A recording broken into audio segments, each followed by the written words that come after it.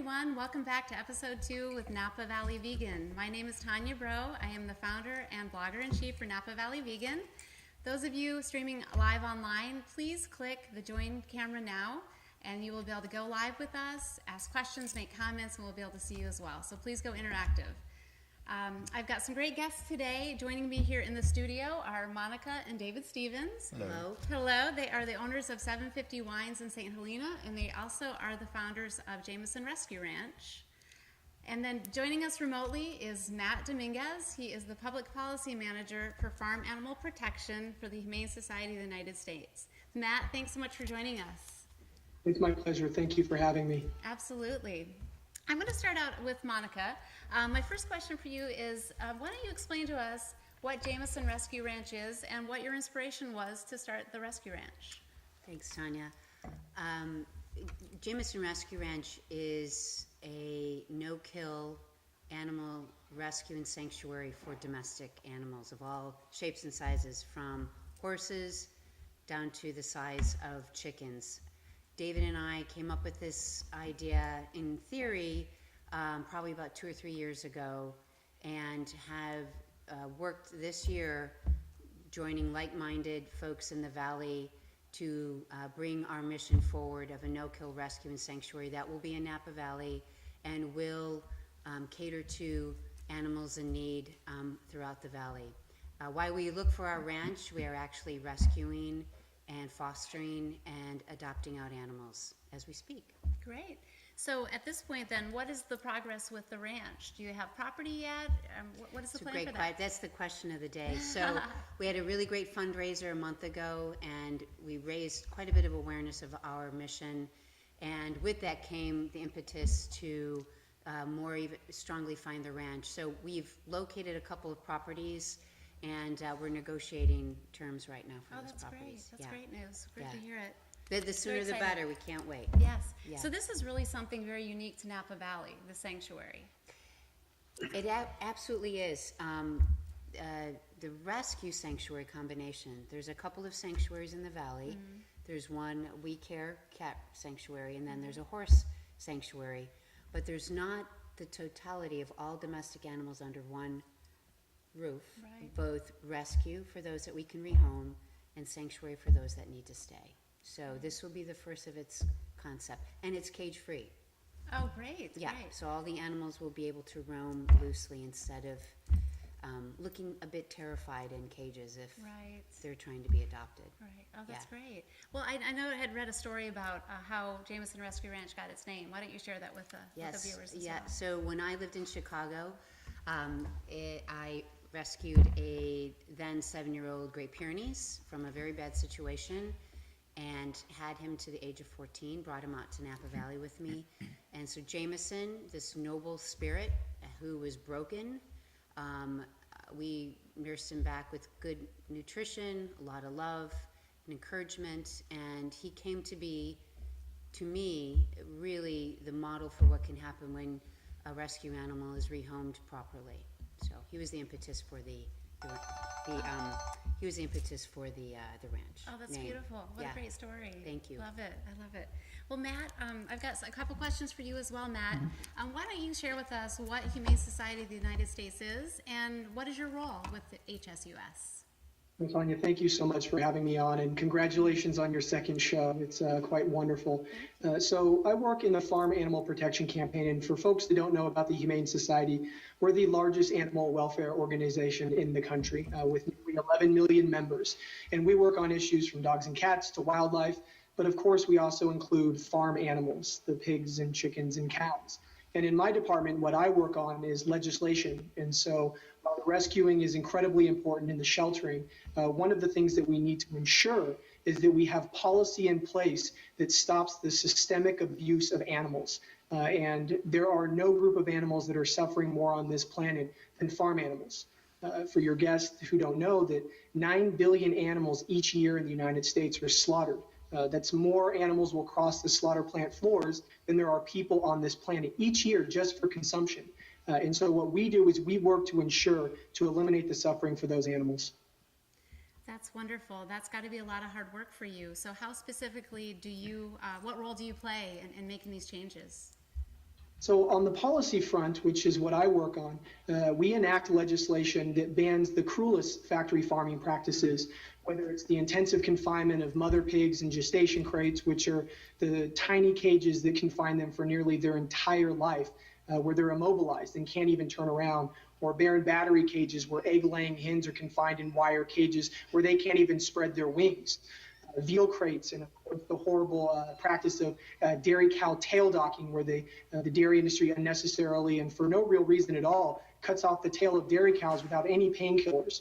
And so we work to pass laws to make those practices illegal. And we've had quite a bit of success. And in one state is California. So you are in a very farm animal friendly state. But then on the defensive side, and even more sad, is that the industry, because of undercover investigations, have tried to pass laws that are called ag-gag bills.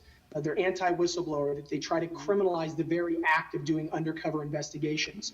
And so those bills, I fly around the country with my team and other animal welfare organizations, and we fight to ensure that those laws do not come into enactment. Wow. So it sounds like you're traveling all the time then. I am very rarely home, but it's the very least that I can do for the suffering of so many animals. What a wonderful thing that you do. I have heard through the grapevine that you actually grew up on a cattle ranch in Colorado. Is that correct? Actually, not too far from you. So I was raised on a cattle ranch in California, so Okay. Browns Valley, which is about an hour and a half northeast of Sacramento, where I really learned about that. While most people understand that their dogs and cats are very much individuals and they feel pain and they want to have happiness in their life, I was lucky enough to be around cows and chickens and pigs and really learned that those animals, just like our dogs and cats, are individuals and equally deserving of protection from abuse. And so it was being on the ranch that I got to have that connection with farm animals. And when I graduated law school, there was no other place to go than the Humane Society and the Farm Animal Protection Campaign and fight for them. Oh, that's wonderful. You do so many wonderful things. That's really exciting. One thing I'd really like to ask that a lot of our viewers may not know is, does HSUS work with the local sanctuaries such as Jameson Rescue Ranch and the local shelters, or do you help them in different ways? So the Humane Society of the United States, we're a national organization, and we're not affiliated with your local humane societies, just like the ASPCA is not affiliated with your local SPCAs. But we do provide a lot of assistance for the local shelters and rescues because they play a vital role when it comes to protecting, most importantly, dogs and cats. And so we play a role in helping them as much as we can. But at the Humane Society, when Wayne Pacelli took over, he really had a mission and a goal. And what it is really going after the systemic abuse and changing institutional policy, passing laws to prevent the cruelty to animals. That's great. So you're really helping, in a way, you're helping all of the local shelters and sanctuaries by implementing these laws. Of course, and we provide assistance both with money and help with Pets for Life in the local communities. But most of the focus when it comes to, at least on the farm animal side, is really passing laws, working with institutions to have meat reduction efforts like Meatless Monday, and on the corporate side to ensure that companies like Burger King and McDonald's and Costco and Safeway get the cruel practices of the factory farming industry out of their supply chain so that these animals live at least a little bit better life. Great. A lot of viewers may not even have much awareness of the factory farming situation. Where can they go to learn more about that? That's a great question. And of course, you can go to humanesociety.org and you will find a ton of information. But I would really recommend anyone just open your web browser and Google factory farming. And unfortunately, what you will find is horrific and really unconscionable abuse that really most people have no idea about. And there's a reason why people don't know about it. It's because the factory farming industry, the meat industry, the pork producers and the egg producers and the Cattlemen's Association, they spend millions or if not billions of dollars every year to tell you that happy cows come from California or that your eggs come from chickens that are out on pasture, when that couldn't be further from the truth. The vast majority of animals, roughly 99% of the animals that are consumed in the United States, are not on green pasture, they're not in barns, they're not happy animals. They live on industrial factory farms, hidden away from view, in metal and concrete, really cages and prisons. And for most people, when they find out about the horrific abuses that are happening, it really calls into question whether or not you want to support an industry like that. Yeah, Absolutely. That's such great information. So I know you had to know I was going to ask you this, Matt. Are you vegan? I've You been are. for about 3 years. Great. That's great news. We are all as well. I think, David, you're vegetarian? I'm vegetarian. You're now. vegetarian? Not quite Yes. vegan yet. Gotcha. We'll work I'm having a on you. hard We'll time get you giving up there. cheese. We'll get you there. And you are vegan as well, Monica? Yeah. But David could even tell, I don't know if it's applicable, like what turned him overnight into a vegetarian. Please do share. Yeah, we'd love to hear your And, journey. and Matt, you probably have seen this video, but Right, yeah. Monica and I visited a number of sanctuaries and other rescues in the process of putting together Jameson Rescue Ranch. And we were visiting a sanctuary up in the foothills and Animal Place. Animal Place, yeah, wonderful, wonderful sanctuary. And they had a little table with T-shirts and paraphernalia and propaganda, and there was a DVD with Paul McCartney on the cover. And that being a huge Beatle fan, I of course was interested, and I said, "Oh, I'll get one of these. How much are they?" And the woman said, "Oh, they're free." Paul had just put this thing together, and he narrates this documentary called Glass Walls, the subtitle being, "If slaughterhouses had glass walls, we'd all be vegetarian." So I picked one up, and I work from home a few days a week, and one day I was pretty much caught up, so I thought, well, I'm gonna watch a few minutes of this DVD, and that's really all I could watch was about 2 minutes of it, and just the unnecessary and intentional cruelty that is inflicted on these animals. That I mean, I knew there were horrible things going on, but there was one scene 2 minutes in, and I just of a pig being just horribly abused, and I had to pull it out, and I just said, I can't eat bacon anymore. How can I look down at a plate and know that this is what these animals go through? So that was it, and that was, I don't know, about 3 months ago. Oh, 4 months almost ago. 5 now, yeah. Yeah, and I don't miss it. Good. Congratulations. What a nice thanks, change. yeah. Yeah, absolutely. Here's to beans. Here, yeah, there you go. Here's to beans. Cheers. Beans and rice. Well, Matt, do you have any comments for vegetarians that maybe are ovo-lacto-vegetarian, for example, that are still eating the egg and dairy, maybe unaware of the fact that the dairy industry is really just as harmful as the factory farming side of it? Do you have any feedback for the viewers out there that are really challenging and say, I just could never give up cheese? One of the things that I always tell folks is that it's always finding a level that you can live with and really making sure that your morals and your values really meet up with the way that you and what you do in your life, whether it's your diet or everything else. And so in the dairy industry in particular, and for me, of course, before I went vegan, I was vegetarian. But it was after finding out that the veal industry, and most people don't know this, that it is the byproduct of the dairy industry. And so the veal industry exists because male baby calves have no value for the dairy industry because they can't produce milk. And so at very young ages, whether it's 1 to 2 days old, they're ripped away from their mothers and thrown in crates so small they can't even turn around, with having chains wrapped around their neck. And they're treated horribly. And investigation after investigation has shown rampant abuse that it happens in the veal industry. And so most people don't know that that is a byproduct.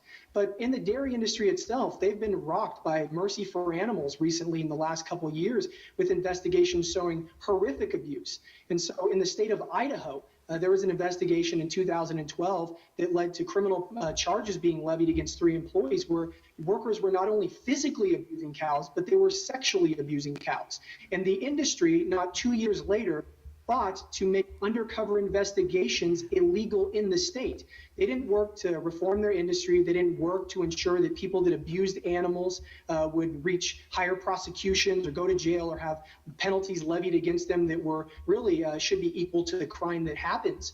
But what they did is they silenced whistleblowers. And so in the state of Idaho now, if you were to go on a farm and document abuse, you would face larger criminal penalties than the person abusing the animal. And so the dairy industry has a lot to hide. And so for anyone that's considering to learn a little bit more about whether it's consuming dairy or eggs, just Google it. Go to the humanesociety.org, learn a little bit more about the industry, because what you will find is there is not an industry within the meat industry that isn't abusive, and that simply, I would believe that most people do not want to give their hard-earned money over to. Great. That is great information, really good information. Thanks for sharing that. I know my husband and I 7 years ago became vegetarian, and we really tried to convince ourselves, oh, well, lactose fine, we're not eating any meat, nothing's being slaughtered. And over the couple of years, we just learned more and more Because of course, once you make that step to vegetarian, you expose yourself to different organizations like HSUS and others. And after a couple of years, we decided to take it all the way to vegan, and we really truly have never been happier. So that's really great information. Thanks for sharing that with our viewers. We really appreciate it. You have a question from the live audience. We do. Yes, Great. Matt, Bring actually. it on. I can Okay. everyone. Awesome. But particularly in pertaining to Matt, I think it is. So the question is there, so factory farming, the issue itself is clearly, a big problem, but is there any form of raising animals, like raising them home for your own food? Is there any form of it that actually isn't considered abusive? Or I think that's a big question for a lot of people too. That live around here. Yeah, Yeah. especially. Yeah.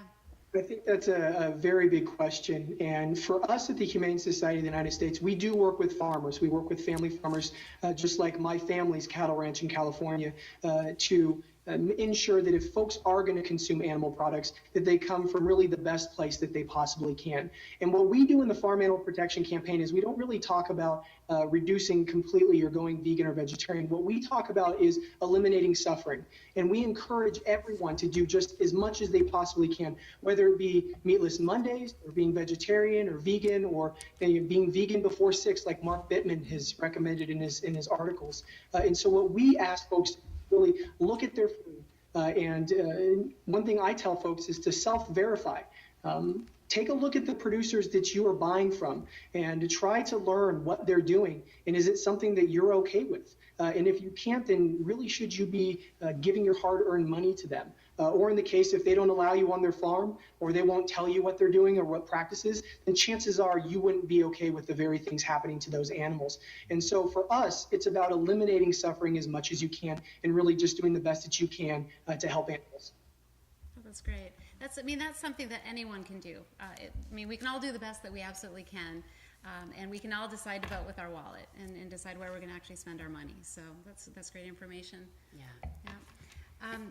And absolutely, Matt. And what's really interesting is David and I are on our crusade for the Jameson Rescue Ranch. Is people in Napa Valley have no idea.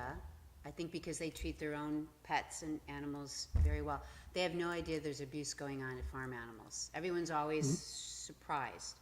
Horses, cattle, pigs, sheep. So part of our mission is also to bring awareness to this in Napa County, what's going on, and hope to stamp this out and educate people against animal abuse. That is such a great example of how much the factory farming industry is able to hide what's actually going on behind the scenes. So the fact that if we're unaware, it's because it's being hidden, because it really is rampant, as you explained. So it's And the industry knows that people care about farm animals. The Farm Bureau did a poll a couple years ago and found that 95% of Americans believe that farm animals deserve to be well cared for. Wow. 95% of us don't agree on anything. I'm sure that just a few ago there, we couldn't come to a consensus at 95%, but yet it is just completely, the vast majority of people believe that farm animals deserve to be treated humanely. And that's what we're talking about here, is that there is an industry out there that is abusing animals on a scale that almost boggles the mind. We're talking 9 billion animals a year. I mean, that number is just even hard to fathom. And yet they're being abused in a way that if you did it to your dog or your cat, you would be criminally prosecuted in every state in the country. But somehow, for the industry, they believe that if we keep it a secret, and because it's a dog, and because it's a pig or a chicken, that it's perfectly fine.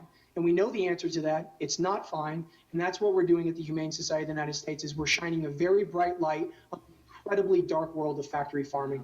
That's great. Yeah, I think people don't realize that 9 billion is just in this country alone, correct? Yeah, that's right. That's 9 billion a year just in the United States. And that actually doesn't even count aquatic animals. So fishes and other animals that we're consuming from the sea. That number is just land animals. And it's just an incredible large amount of animals. And if you look at it from a world perspective, you're talking upwards of 40 or 50 billion animals each year that are being slaughtered.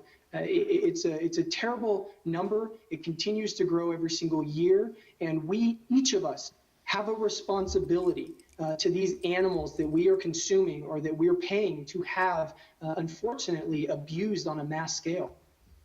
You're right. We all have a responsibility for that, Matt. Absolutely. Well, Monica, I wanted to ask you. I know we spoke a little bit on the phone about being vegan. Why don't you share your journey? We heard David's, so I'd love to hear about your experience kind of making that transition. It was the same weekend, and to be brief, I've been a vegetarian since I was 19, so doing the math, about 32 years. And just in the summer when we went to Animal Place, which is totally vegan. In fact, they have a sign that says the animals would appreciate if you didn't bring any dairy or meat products or pork products on the property.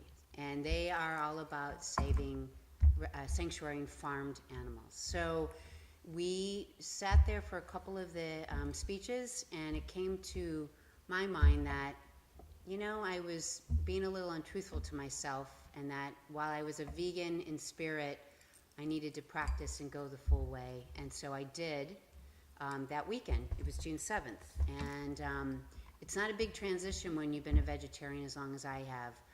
But what's made me aware is, to Matt's point, a lot of the things that a lot of the farm rescue and sanctuaries are talking about, and it's from doing research on the website, what's really going on underneath the sheets. So I'm a believer really in veganism personally for myself and for our causes for the ranch.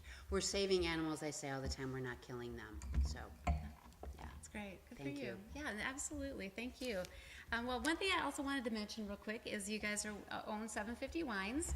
You were kind enough to bring some vegan wine. So could you give us a little bit of feedback on what makes that vegan and tell us about it? And in fact, this is the only wine that we actually know is vegan because we know how this gentleman works with it. So Russell Bevan, who makes the Sauvignon Blanc, there's a process in winemaking called fining where people put either egg white or sometimes milk into the barrel so that the proteins that are in the barrel that you don't want in the wine will adhere somehow. I don't know the chemistry, but it's magnetic. It happens. They bond. Those proteins fall to the bottom of the cask, and then it's racked off and eliminated. It's gone. So Russell does not fine or filter this because he says that he works so hard to get all the flavors in this wine that finding it is just going to strip it of a lot of its personality. So it looks a little cloudy. People will look at this and say, oh my God, what's wrong with this wine? Well, there's really nothing wrong with it. It's just cloudy.